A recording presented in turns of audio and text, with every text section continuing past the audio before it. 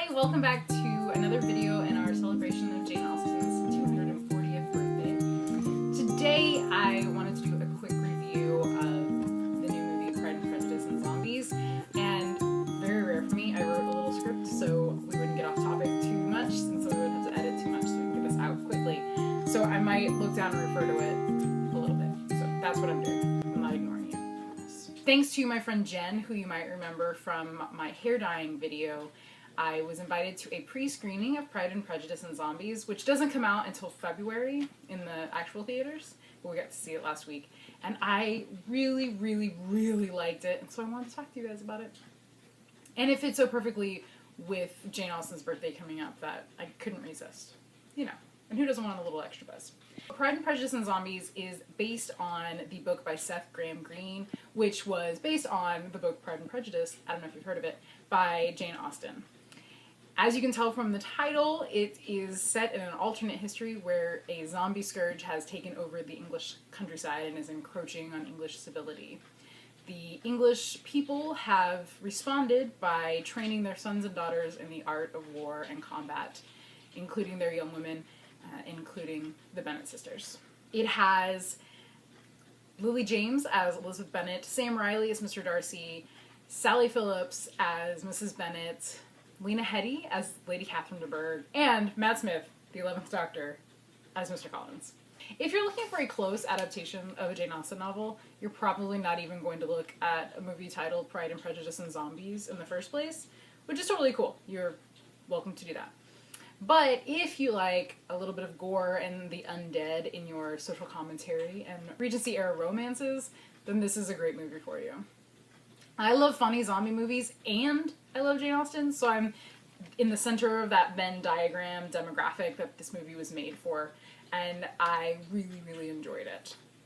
Just immensely. It was so much fun to sit through. At the pre-screening, it was mostly aimed at high school students and people who work with high school students, so there were a lot of high school girls freaking out and laughing, and it really added to the whole atmosphere of it. Lily James was excellent as Lizzie Bennet. And I didn't even know that Sally Phillips was going to be in it until she came up in the opening credits, and I about lost my mind when I saw it because I really, really love her. But Matt Smith as Mr. Collins was amazing because they kind of did a different take on Mr. Collins than you see in most adaptations, and I don't think that anybody else could have had the comedic timing to get it right. He did a really, really great job. It was spot on. And I'm not even going to talk to you about Lena Headey as Lady Catherine de Bourgh because I want you to go in and experience it fresh like I did. But let me tell you, it is awesome. There were great gruesome zombies. There were plenty of jump scares. The music was wonderful. The costuming was beautiful. And there were lots of funny parts. Overall, I totally want you to go see it. And you probably won't be able to until February unless you get really lucky. But it'll be just in time to be a date movie for Valentine's Day or Galentine's Day, whichever one you like to celebrate.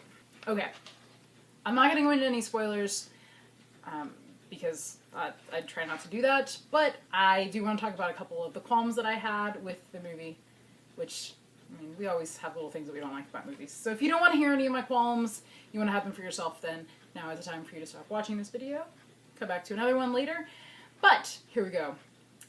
I think a few of the things that I had issue with are problems that I have with any adaptation of a Jane Austen book or any book in general.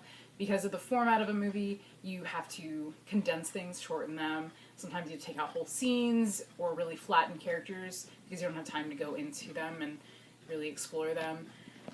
So that happened a lot, and especially with a book like this, which is an adaptation of a book to begin with, and changes the plot a bunch and goes in different directions. So a lot of scenes were completely left out, and a lot of characters were really a lot more flat than I would like, especially Charlotte Lucas and Lydia Bennet, who were some of my favorite characters, and they got very, I don't know, they kind of got short shrift. And other characters are completely left out. Also Caroline Bingley, very small, Mrs. Hurst. You see her at one point, and then you really don't see her much after that. Sam Riley as Mr. Darcy, I didn't really get into him. He didn't really make me swoon, but I really, really respected his character's commitment to his leather jacket, or his leather coat. and the Foley artists who were in charge of making sure we heard his leather creaking and squeaking everywhere he went. They were really dedicated to that. I really noticed that all through the movie. My very biggest issue, which does come up in other adaptations, and I think it's because I've read the book a lot, is that some lines of dialogue were in the wrong places. Like, they'd be switched around in different scenes, or different characters were saying different lines of dialogue, which really, like, takes me out of the story. So I'm like, that's not even supposed to say that! What's going on? And unfortunately, at one point, they actually used a line from Persuasion, which was not okay with me. I was very upset by that.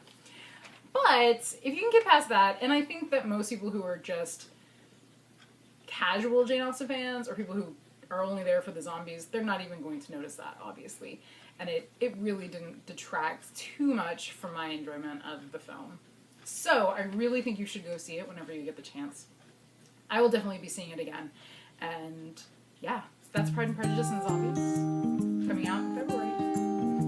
And that's it for today's Jane Austen video. Stay tuned, I'm sure, for more videos on this topic and others like it. Make sure you do all those nice things you can do on YouTube. Like this video, comment below if you are interested in seeing this movie, or if you have read the book. I haven't read the book. I think I should go read the book now. Or if you just think it's an abomination to make a movie like this, or write a book like this based on a paragon of literature. But also subscribe to the channel if you don't already. I will probably talk about Jane Austen a lot more in the future.